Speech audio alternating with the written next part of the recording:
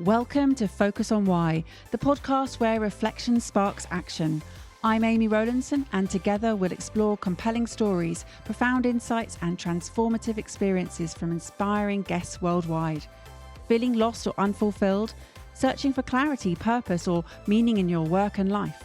This podcast invites you on a journey of self-discovery to align your work with your values, shape your future with intention, and create a purposeful way of life. Have a purpose, have a plan, focus on why. Before we begin, have you read my new book yet? Focus on Why, Create a Purposeful Way of Life is co-authored with my late grandfather, George Fleming Kerr, and weaves in poignant journal entries detailing his experiences and insights of the 5 years he spent in captivity during World War II. Honest and heartfelt, this uplifting guide acts as your companion for life. Available in paperback, ebook, and audiobook. Check the show notes for links to get your copy today. Today on Focus on Why, I am joined by Nadia Nagamootoo. Welcome. Thank you so much for having me, Amy. It's such a pleasure to be here. So, Nadia, tell me, what is it you're focusing on at the moment? Well, it's a focus that I've been focusing on for some time, actually, which is around diversity, equity, and inclusion more broadly, but within an organisational context. So I'm a Chartered Business Psychologist by profession, and so my background is understanding organisational culture, leadership, behaviour and development, really understanding what it is within an organisational system that creates the behaviours of the individuals within it. So that's essentially where I come from when it comes to diversity, equity, and inclusion work. This is about deep systemic work. There's so much invisible within the organisational system that we navigate every day and influences how we respond and how we act. And all that we carry in our values and beliefs that impact our behaviour. And we just never really take the time to reflect and understand it. So the work that I do, my company at Avenir, and colleagues that I have at the team at Avenir, we're working to make visible the invisible, really ensuring that leaders take the time, dedicate that, and find space where they can reflect, think, how is it that the organizational culture, the system, everything that they've been taught, their beliefs, how does that all impact them as leaders, the emotions that they carry when it comes to diversity, equity, and inclusion initiatives and work, and how they impact as leaders, how they impact those who are different and diverse within the organization. So for me, the purpose is creating a better world, better organizations, where people feel like, actually, this organization is designed for someone like me. And it's so that the word design is so important there, because if you imagine who has designed the world that we're in at the moment, well, typically it's the majority groups who have designed the world. So, for example, from an organizational perspective, because men were typically leaders in the organizations and were predominantly the main people in organizations, not that long if you think about when women were invited to be in the workplace, organizations were designed by men for men. That doesn't mean we're on a downer about men. That's not what it's about. It's just fact. It's just history, right? And it's certainly in the UK, we're talking about white men, right? And white men of a certain class. Okay, that they were the people who were in the organizations, and have designed them, set them up, build the organizational system, and what we know to be a good employee, someone who works well, a good leader, right? It's all through a male lens. again, we're not down on men. It's just that's just how we understand leadership and the workplace through a male lens. So, of course, when women enter the workplace, there's, and people of color, people of an ethnic background, people of an LGBTQ plus background, people with disabilities, both visible and invisible, whatever the diversity characteristic is, it just means that they're constantly needing to navigate an organization and a world that wasn't designed by them or for them. And that's so important if we're going to create change, to understand and recognize, not in any defensive way, that, oh, well, I hear a lot the sort of, look, best person should get the job.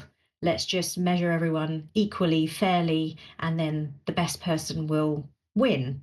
Well, if the organization hasn't been designed for certain people, then surely it's going to inadvertently favor certain people over others. And that's the bit we can't measure. That's the intangible and the invisible. So my purpose is to make that more visible through conversation, through discussions, through people really recognizing what it is that they carry that may have given them an unearned advantage, but not to make them feel guilty or bad about that, because we are who we are. We were born into the family we were born into, with the skin we have. It's not, you should never feel guilty about who you are, and where you've come from, and it's just the ownership and responsibility of understanding yourself and then doing something active if there are people who haven't had what you have. There's so much here, Nadia. I'm going to pick on something that you just said about the best person will win. And that in itself, for me, equals competition. And again, it's a paradigm that exists in the workplace that has an approach, or a more historical male approach, as Mhm. opposed to, and I'm just trying to, as opposed to a more collaborative approach and a more diverse approach, that winning or losing, it's quite a binary, black and Oh white yeah. thinking. Oh yes. So that whole equally fairly, the best person will win construct is part of the work that you're trying to eliminate, right? Yeah, because it, the world isn't binary. We like to force it to be. We like it to be either you're a man or you're a woman. Um, but biologically, even if you go down to chromosomes, we're not just XX, XY. And I actually learned that's something that I got educated on not that long ago when I uh, Read This to Get Smarter by Blair Imani. And I was like, my goodness, there are so many. That's what we're taught in school, was because the textbooks want us to believe, that there's only two genders. But actually, if you look biologically, for centuries, for as long as there has been, there have been many different chromosomes in terms of makeup of who we are. And sadly, so many people have been mutilated, changed, in their body, medically changed, surgically changed, in order to fit a binary mold. And it's horrific. And we, and that's just, I'm just literally just spoken about gender, and sex, men and women. Um, we haven't touched on anything else that we try to put into two boxes alone, right? Because we're so complex. The world is so complex. And whilst it might be helpful for our human brains to put them into two boxes, it's so, so vital for leaders in the workplace in particular, but everyone, to be open, yeah, open-minded to the fact that whilst I would like it to be either I'm right or I'm wrong, maybe there's a grey area in the middle where sometimes we can't necessarily say right from wrong. It's so uncomfortable. And I mean, that's the whole purpose of my book. The title of my book is Beyond Discomfort, because how do you hold that tension when you really desperately want to make sense of something, but the nuance and the complexity of it is so vast that it's not possible for you to simply put it into one category, into a box. And that's diversity, equity, and inclusion work. It's hugely complex and it can't be binary in any form. A lot of what I'm hearing is around trying to make sense of the world around us, and the brain.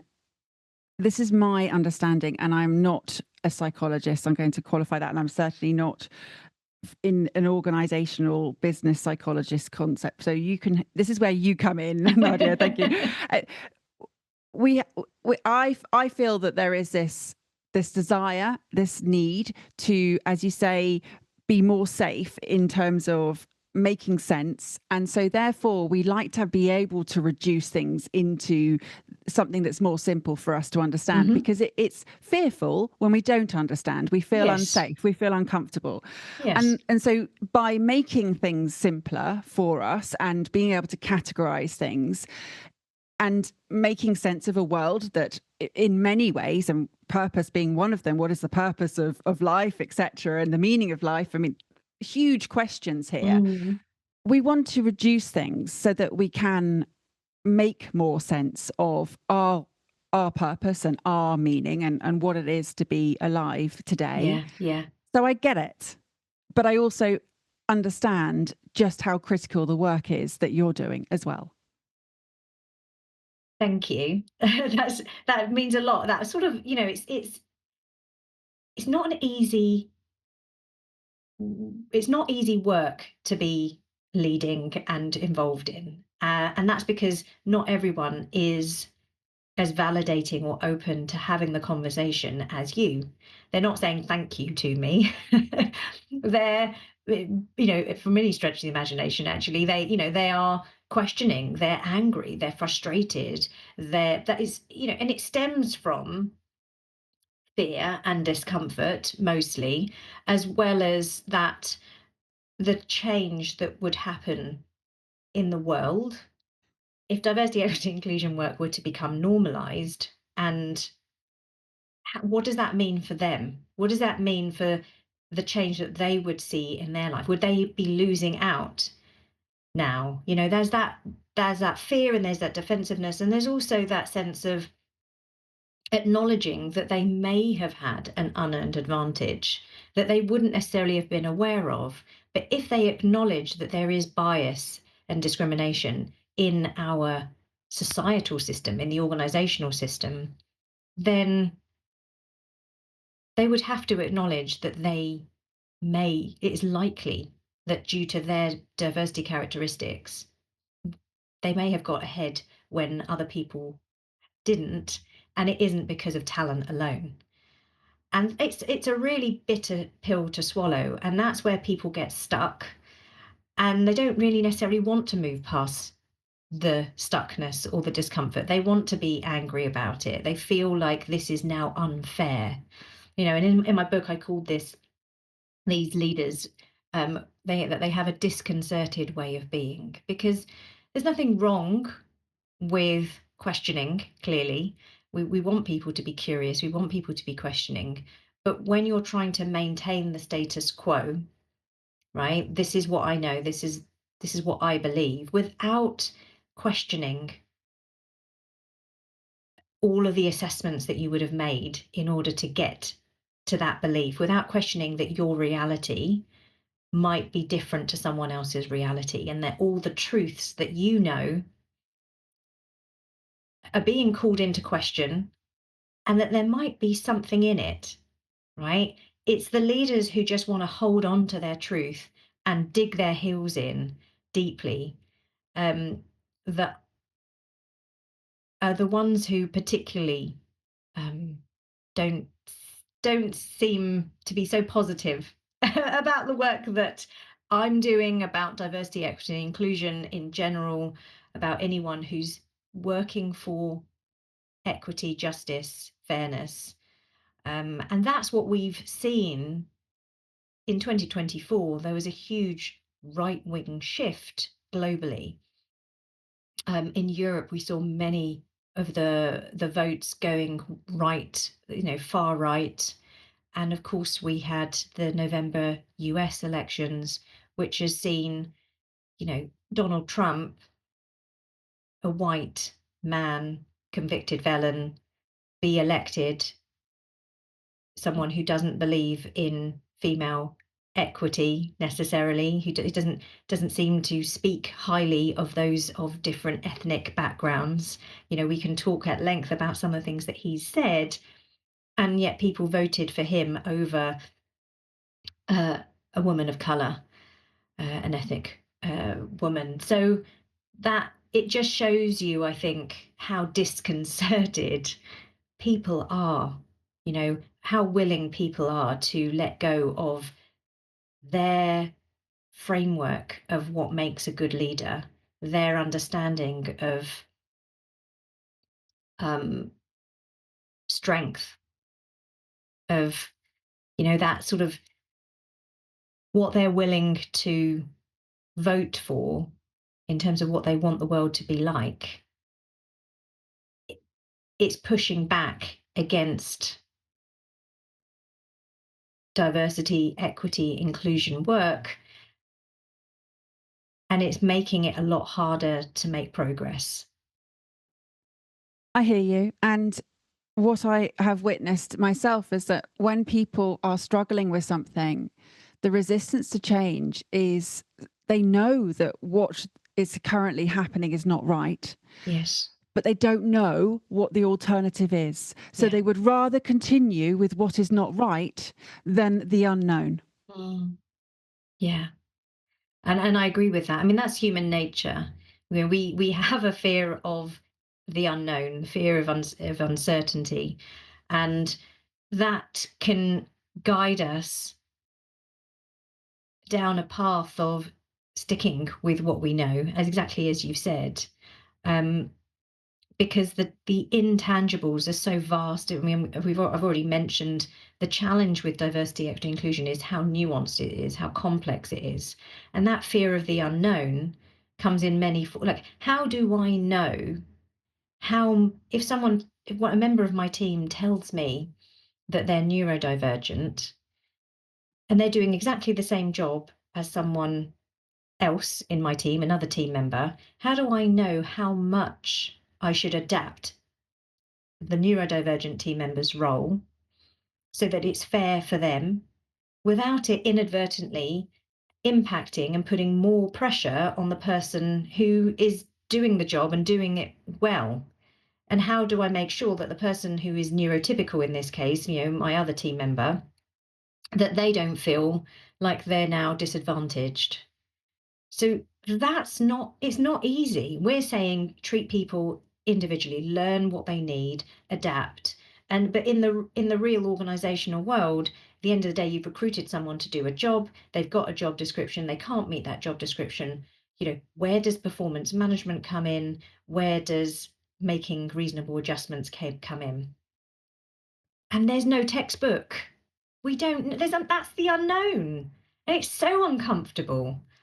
Right? That's the unknown. And so what do? Well, they're trying to draw on all the leadership like knowledge and skills that they've had before, but it doesn't teach them how to deal with this, because 10 years ago, and this is what I've heard from so many leaders, gosh, all this neurodivergent that we're talking about now, all these people are coming out of, from nowhere, they're not coming out of nowhere. It's just that it's more acceptable now to talk about it. There's more understanding and awareness of what the characteristics of different neurodivergence, looks like. So people can go, oh my goodness, I've I've thought like that for years. I've always found this hard. I've always found this easy.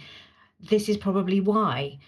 So it's just that we've added some more knowledge, understanding, language around it. It doesn't mean that the people have suddenly, you know, some people commented to me recently, oh, now everyone's neurodivergent. Well, to be honest, we are so diverse in how we think. The chances are we all are very, it's just that there's, in terms of what we call neurotypical, it's the majority of people who think and their brains function a similar way. That doesn't mean their brains function exactly the same way. There is diversity within everyone. We're all unique, we're all individual, and we all think differently. It's just that it's a spectrum of how different people think, and some people think a lot more differently. But the world is designed by neurotypical people for neurotypical people. And that is what people don't understand. If all the jobs are designed by neurotypical people for neurotypical people, isn't it obvious then that someone who is neurodivergent may not be able to fit into that box? But they have so many superpowers. And if we try and fit them into a box that isn't their superpower, we're losing out hugely. So how can we leverage that? And that's the challenge, because leaders are still trying to fit them into the job description. You know, we need to start redesigning for difference. And that means leaders being comfortable moving away from the binary and making the most of who they've got in their team. If you were to rewrite, redesign for difference, and it started from today, we can't change history, but we can educate from today. And that's what you're doing. You talked about how in school we're taught, the textbooks have information that is there for, let's go the biology route again, that there were only two genders. And yet that's not the case. We know that's not the case. It's never been the case. We're looking at a complete redesign from ground up. And it's the willingness, the openness to do that. Mm-hmm. There is the push and the pull of holding on to history and culture and the various elements that come with that, but also the progression and the future and what is right, and in terms of, and I don't mean what is right versus what is wrong, but what is inclusive here, what is a way forward that is including everybody. That equity, justice and fairness that you spoke of, and the unwillingness for people to embrace that, is being seen as ripples across the world. Yeah, for sure. How do we redesign for difference, and where do individually to collectively we make this change from today? Yeah, it's such a good question. And wouldn't it be wonderful to wave a magic wand and have the open-mindedness that's needed for inclusion and inclusive leadership, and inclusive societies? And I genuinely think it's emotional intelligence. So, and what I mean by that is really understanding ourselves. It's about dedicating the time to understand your truths, what you hold dearly to you, your values, your beliefs, where they have come from, being curious, being open to delving deeper and going, you know what, that isn't necessarily a truth or a fact.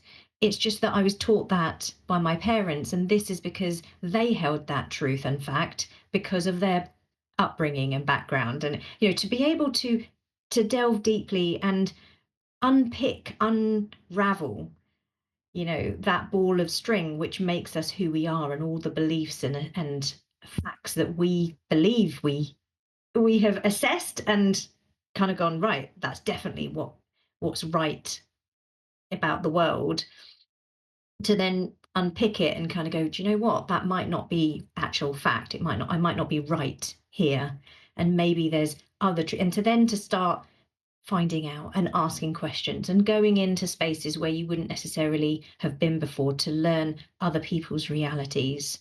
So it's work, but my goodness, if everyone spent time un- unpicking, unraveling, and then seeking more information, more knowledge, more truth, um, that we'd be certainly a wiser nation. And I do think that understanding emotionally, going back to that emotional intelligence, what does that feel like when we unravel our beliefs and our facts and assessments? It can feel very uncomfortable. Maybe there's something I deeply want to hold on to, and maybe it. What does that feel like when it's being challenged? And how can I best respond? Is it effective for me to be angry and defensive? And I feel that way, but how can I best respond? So it's about emotional regulation in ourselves so that we can best respond. So we can remain open-minded, so we can have conversations where you can say something and I can disagree with you, but that's okay, right? Because I see the world differently, you see the world differently, but I'm curious and interested that you see the world differently to me. And we can hold that, we can hold the two truths simultaneously and be okay with each other. Wouldn't that be an amazing world? You know, we're all living on the same one planet, right? So it seems so self-destructive at the moment, the way we're operating in this one world. This period of adjustment that we're currently experiencing, and it is one that some are embracing and some are resisting. Some are willing to do the work, and some are frustrated Yeah. that they're having to do so. There's no time frame that this is going to be done and all is going to be well. And again, it must be so Mm. frustrating for you to see what world could be, and yet it is not. No, it is not. And we're far from it. And it feels certainly that we're going backwards in many respects. Um, but, you know, you have to, because people, it can be challenging to be in this space and to be pushing for a more positive world where everyone can feel like they can belong, that they're not ostracized, that they're not scared for their lives, that they're not, you know, fearful of being violently attacked. I mean, what kind of world is that where people live in constant fear? Um, and so when you receive these kind of knockbacks, pushbacks, where people just want to hold on to their power that they have in a in such an aggressive way, you know, be happy that women are dying around the world and girls are being violently um, attacked, mutilated. I mean, it's just shocking how people can, uh, I don't, you know, what does that say about us as humans that we can do that to each other? Um, and so, yeah, it can be disheartening at times, particularly last year. It was disheartening on a number of points. In the UK, we had the July August riots. Um, you know, where that was the first time for me that I actually felt, my goodness, but there are some people in the UK that look at me and just believe that I don't belong here. You know, I consider myself English. I was born in the UK, and yet there are some people I could be walking down the street and people look at me going, "Oh, why is she in this country?" And it's tough. It's tough at a personal level, and it's tough given the work that I'm doing as well. I have to have hope. I have to believe that change is possible, that we can create this world and organizational world where it's possible we can create inclusion and equity, um, and that we can accelerate the speed of change. I have to believe that it's possible to see change in my lifetime, and I do, because because there are so many people who I meet, and I surround myself with amazing diversity, equity, and inclusion advocates who, you know, are all doing their bit, who are all trying to have new conversations, who are all trying to open up people's possibility of different realities, different truths, to try and allow them to see that leadership can be nuanced, that we can adapt what we've been taught is good leadership to something that is more inclusive. And they're all doing their bit. And so together, there's this collective power, this collective strength. If we all work together, change will happen. An organization is an imaginative construct. We all come together and believe that an organization is such, that it represents such, that it is achieving such.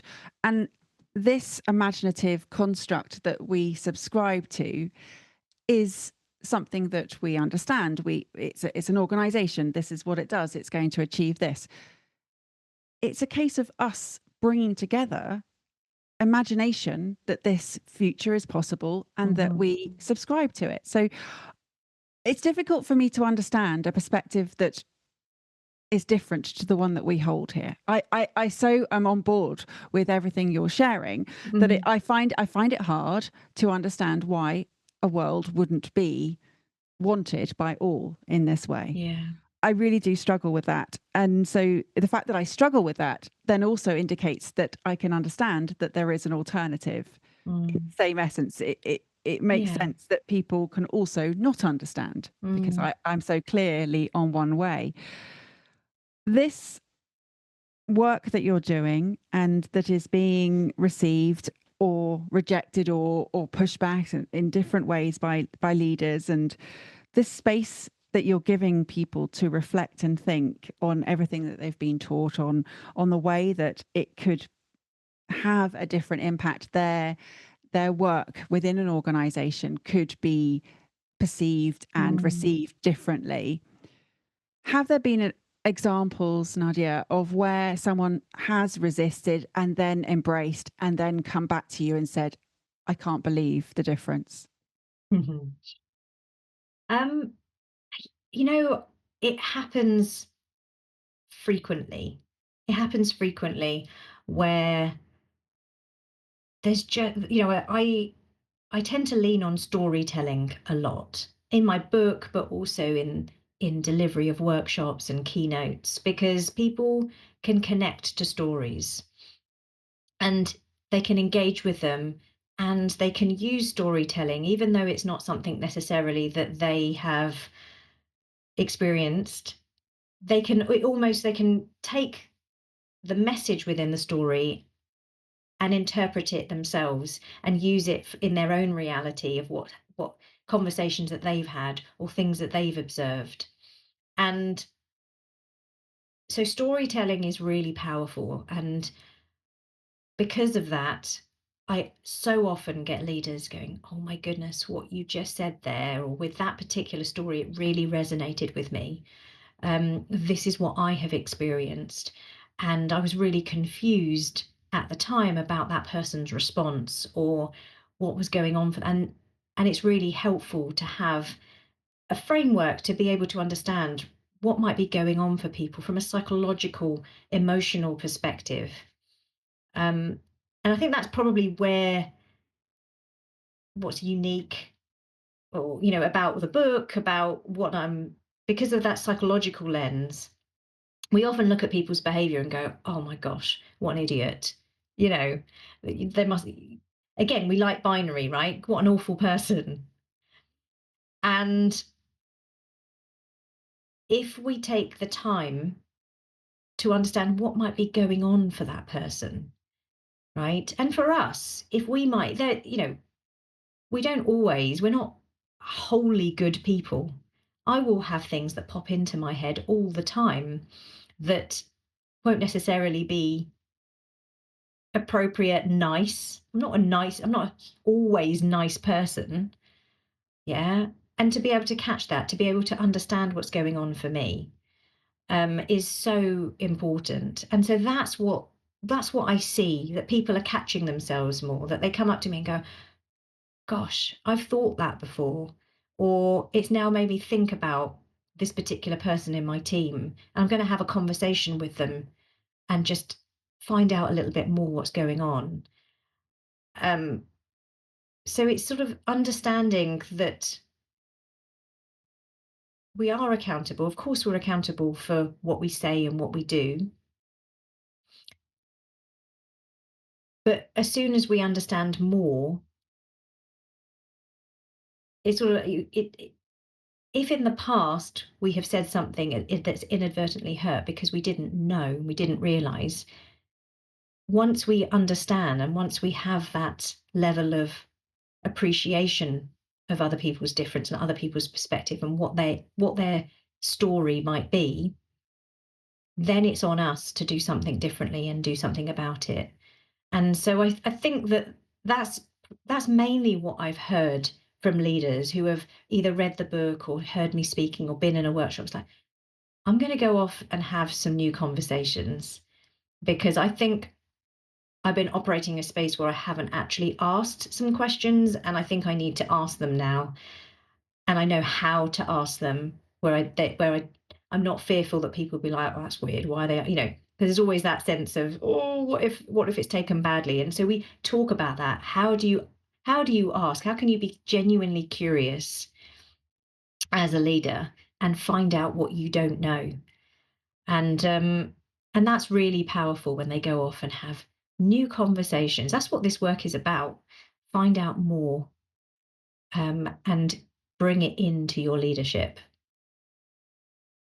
And that fear of getting it wrong, of saying the wrong thing or doing the wrong thing, then actually inhibits anything from Right, happening. right. Always, always. Aren't we scared of getting it wrong as humans?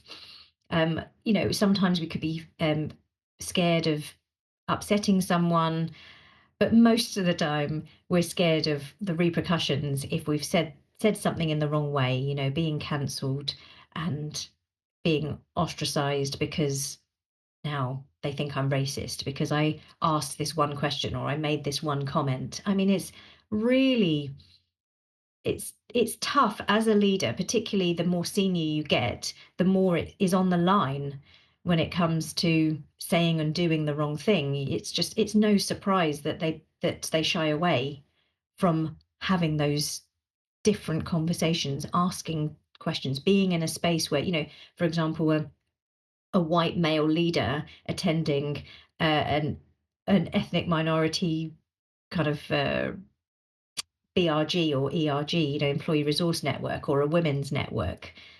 I mean, if they show up, how will they be received? And I've done a lot of reading in this space, Nadia. And one of the things is that I've seen and read is it's not up to other people it's not their responsibility for your education. It's for you to educate yourself, Yeah. but also be open to being educated, if that Right. makes sense. So Yeah. yeah. Yeah, exactly. As long as people are doing the work outside of asking the only black woman in the team what her experience is, right? As long as you know, they've read a book, they've listened to a TED talk, they've made themselves aware in general, and then to open up a conversation and say, look, this is information that I've been learning about. I'm keen to learn more. This is what I've found out so far, which is really surprised me, really shocked. But show the vulnerability, be humble about it. I hadn't realized this, and I'm curious now that I understand a little bit more, what your experience of being in this team is like. Is there anything that I can do to support you and your experience in this team for it to be more positive? And I think that will always be taken. You're not leaning on that sole black woman to teach you anything. You have understood broadly what some of the bias, discrimination, the history around, you know, black slavery, when that's the important work that understanding, and then with that lens, with that genuine curiosity and care for the person in your team, to open up a conversation to find out if there's something about her experience that, as a leader, it's important that you understand and know about. That will always be taken positively. I cannot think of a person who will just shut you down, if you ask in that way. I hear you. So making the invisible visible, making the unheard heard, sort of this making what's not being sensed felt, Hmm. and what's not being understood, trying to comprehend and bringing it to the fore. Your book, Beyond Discomfort, is fantastic, and it's looking at and discovering why inclusive leadership is so hard and what you can do to make it more comfortable, but also that this is not going away. You can't brush it Mm. under the carpet. This is something that you need to face. Absolutely. Are there any other resources that you would bring to the table for people who want to understand and make this world, create this world Mm. that we can achieve? Yeah. Yeah. Do you know, I mean, obviously, working in this space, I have so many peers who are brilliant, who have written books and on so many different topics, on being an ally and advocating for other people, on being able to call out or call in exclusionary behavior, and how to do it in an effective way. Um, for particularly around, women, particularly around ethnic minority or black, people, particularly. I mean, there's just tons out there, isn't there? I mean, in my podcast show, which is called Why Care, I am now coming up to episode 50, which I can't believe. Which is like, it's like 10 episodes a year, so it's 5 years later. My goodness, what a privilege I've had to speak to some incredible thought leaders, um, and authors as well. So actually, if you just scroll through who I've spoken to, the books that I have read, the guests that I've had, has shaped, absolutely shaped my own thinking and how I lead beyond discomfort, right? Because I'm doing this work on myself at the same time as helping and supporting other people do it. So that's what you know I feel bad about directing people to something that I'm doing, but podcasts are great, not necessarily just Why Care and my own podcast, but there's so many people talking about, there's lots of TED Talks, there's lots of articles, and it depends how you like to absorb information, right? Books, articles, podcasts, TED Talks, whatever floats your boat. Um, but there's lots there. Well, don't feel bad. Absolutely. What a great resource. And again, it will start the ripple effect. You've got to start somewhere. So, absolutely, you've got your book and also your podcast, Why Care. So, both of those links will go into the show notes. And Mm. it is a great resource to have as a podcast, to have those episodes with incredible people. So, thank you for everything you're doing, Nadia. Honestly, Mm. I do believe and I do have hope that change is possible. And yes, we are surrounding ourselves with advocates, and sometimes we believe that it's more possible than the reality of the wider world. And yes, last year was globally very disappointing, but change always starts with the individual. And it Right. is, yeah. And you're Yeah. doing what you're doing. The ripple effects are working. It's going into companies. People who are, you're working with, those leaders, their parents, they're educating their children, and Mm. the next generation will come in with different beliefs and values.